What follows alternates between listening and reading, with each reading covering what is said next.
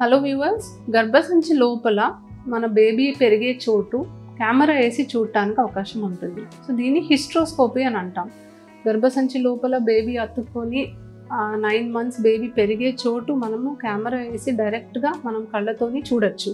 So ఈ process, ఈ hysteroscopy అనే పద్ధతి అందరికీ చేయాలా, ప్రెగ్నెన్సీ రావట్లేదు అన్నప్పుడు హిస్ట్రోస్కోపీ ఎవరికి చేస్తాము, దీనివల్ల ఉపయోగం ఏంటి అనే దాని గురించి డిస్కస్ చేద్దాం. నా పేరు doctor Suma, consultant 49 fertility centre, Vijayawada. So ఇది చూస్తే గర్భసంచి అండి. గర్భసంచి లోపల భాగం ఇది. సో మామూలుగా మనకి గుడ్డు కణం కలిసి ఒక పిండం తయారైనప్పుడు వచ్చి ఈ గర్భసంచిలో ఈ భాగంలో అతుక్కుంటుంది. సో ఈ భాగం మనము కింద నుంచి ఒక కెమెరా వేసి లోపల ఎలా ఉంది అని తెలుసుకోవడానికి అవకాశం ఉంది. సో ఈ కెమెరా మనం ఏదైతే వేస్తామో దాన్ని హిస్ట్రోస్కోప్ అంటాము. ఈ హిస్ట్రోస్కోప్లో ఒక మ్యాగ్నిఫైడ్ లెన్స్ ఉంటుంది. గర్భసంచి లోపల భాగం మొత్తం మనకి చాలా క్లియర్గా కంటికి కనిపిస్తుంది. సో ఈ ట్యూబ్స్ అనేవి ఎక్కడ ఓపెన్ అవుతున్నాయి, గర్భసంచి లోపల పొర ఎలా ఉంది, హెల్దీగా ఉందా, ఇలా ఏమైనా చిన్న చిన్న కణుతులు ఉన్నాయా, గర్భసంచి లోపల ఏమైనా అతుకులు ఏర్పడినాయా, ఇన్ఫెక్షన్కి సంబంధించిన సూచనలు ఏమన్నా ఉన్నాయా, ఈ కెమెరా ద్వారా మనం డైరెక్ట్గా కంటికి మనకు కనిపించేలాగా చూడవచ్చు. సో ఈ గర్భసంచిలో కెమెరా వేసి చూసే పద్ధతి అంటే హిస్ట్రోస్కోపీ అనేది ఎవరికి చేయాలి, అందరికీ చేస్తే ఉపయోగం ఉంటుందా?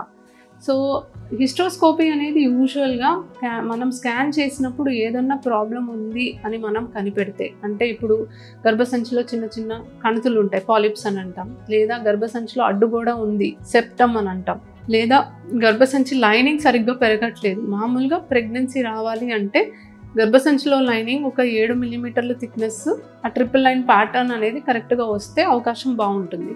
బట్ కొంతమందికి మనం ఎన్ని మందులు వాడినా కూడా ఆ థిక్నెస్ అండ్ ప్యాటర్న్ అనేది రాదు. రక్త సరఫరా కూడా స్కాన్లో మనం చూసుకుంటాము, ఆ రక్త సరఫరా కూడా బాగున్నట్టుగా అనిపించదు. కొంతమందికి స్కాన్లో లోపల ఏదో అతుకులు ఉన్నట్టుగా మనకి కనిపిస్తూ ఉంటుంది. సో ఇలాంటి సందర్భాల్లో మాత్రమే గర్భసంచిలోకి కెమెరా వేసి చూసి ఈ ప్రాబ్లమ్స్ని మనము డైరెక్ట్గా డీల్ చేయవచ్చు. అంటే ఇప్పుడు కణితి ఉంటే కెమెరా వేసి పక్క నుంచి ఇంకొక సిజర్ పంపించి ఆ కణితి కట్ చేసుకోవచ్చు. అడ్డుగోడ ఉంటే సిజర్ తోటి మనం ఆ అడ్డుగోడని తొలగించుకోవచ్చు. లేదా చిన్న చిన్న కణుతులు అంటాం, అంటే ఇప్పుడు ఫైబ్రాయిడ్స్ అని అంటాం, ఆ ఫైబ్రాయిడ్స్ ఉంటే ఆ ఫైబ్రాయిడ్ని కూడా మనం తీసేయచ్చు. గర్భసంచి లోపల మనకి అతుకులు ఏర్పడినా మనం కట్ చేసుకోవచ్చు. గర్భసంచి లోపల పొరని బయాప్సీ తీసి, అంటే ఏ భాగంలో మనకి హెల్దీగా లేదు చూసుకొని ఆ బయాప్సీ తీసి దాన్ని టెస్టింగ్కి పంపించవచ్చు. సో అందరికీ హిస్ట్రోస్కోపీ అవసరం ఉండదు. మనము స్కాన్స్లో గర్భసంచి బాగానే ఉన్నట్టుగా కనిపిస్తుంది, పొర అనేది మంచిగానే డెవలప్ అవుతుంది అనుకున్నప్పుడు హిస్ట్రోస్కోపీ అనేది యూజువలీ సజెస్ట్ చేయండి. సాధారణంగా మేము మా దగ్గరికి పేషెంట్స్ వచ్చినప్పుడు ట్రీట్మెంట్ అనేది స్టార్ట్ చేస్తాము. సో కణాలు ఎక్కించే పద్ధతి కావచ్చు, లేదా న్యాచురల్గా ట్రై చేయడానికి అవ్వచ్చు, లేదా టెస్ట్ ట్యూబ్ బేబీ ప్రాసెస్ అవ్వచ్చు. ఎవరికైతే స్కాన్లో ఏదైనా ప్రాబ్లం కనిపిస్తుందో, లేదా ఎవరికైతే పొర అనేది కరెక్ట్ థిక్నెస్ అండ్ ప్యాటర్న్ అనేది డెవలప్ అవ్వట్లేదు, రక్త సరఫరా బాగున్నట్టు అనిపించట్లేదో వాళ్ళకి మాత్రమే హిస్ట్రోస్కోపీ అనేది సజెస్ట్ చేస్తాం. సో ఈ హిస్ట్రోస్కోపీ అనే ప్రొసీజర్ మనము డే కేర్ ప్రొసీజర్ అండి. ఉదయం పరగడుపునే పేషెంట్ అడ్మిట్ అవుతే చిన్న మత్తు ఇచ్చి, షార్ట్ జనరల్ అనస్థీసియా ఇచ్చి, కింద నుంచి కెమెరా వేసి గర్భసంచిలో చూసి అవసరమైతే ఏదైనా ప్రొసీజర్ చేసి మనం బయటకు వచ్చేస్తాం. సో ప్రొసీజర్ టైం హార్డ్లీ 10-15 నిమిషాలు కూడా పట్టదు. అదే రోజు మధ్యాహ్నం పేషెంట్ని డిశ్చార్జ్ చేయడం జరుగుతుంది.